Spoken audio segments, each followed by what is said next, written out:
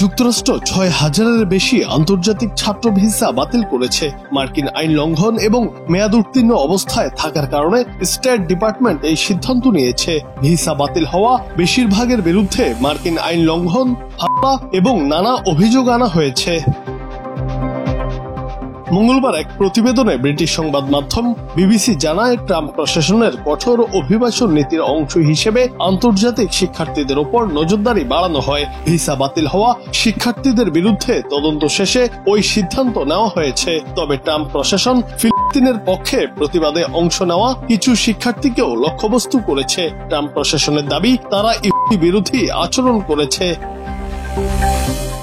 এদিকে সন্ত্রাসবাদী কার্যকলাপ বলতে ঠিক কি ধরনের অভিযোগ তা স্পষ্ট করা হয়নি। সূত্র জানিয়েছে, অভিযুক্তদের বিরুদ্ধে তদন্ত চলছে। তাদের সঙ্গে আর কেউ সম্পৃক্ত কিনা তা খতিয়ে দেখা হচ্ছে। ধারণা করা হচ্ছে ৬,০০০ ভিসা বাতিল হওয়া শিক্ষার্থীদের সামাজিক যোগাযোগ মাধ্যমের প্রোফাইলও খতিয়ে দেখেছে মার্কিন সংস্থা। এতে যুক্তরাষ্ট্রের জন্য হুমকিমূলক কোনো পোস্ট পাওয়ার কারণে কারো কারো বিরুদ্ধে ব্যবস্থা নেওয়া হয়ে থাকতে পারে।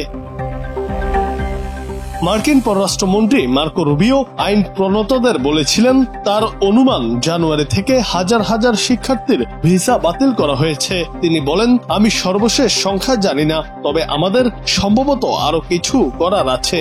আমরা এমন লোকদের ভিসা বাতিল করতে থাকব যারা এখানে অতিথি হিসেবে আছেন এবং আমাদের উচ্চ শিক্ষার সুযোগ সুবিধা ব্যাহত করছেন। জুনায়েদ আহমেদ, বাংলা টিভি।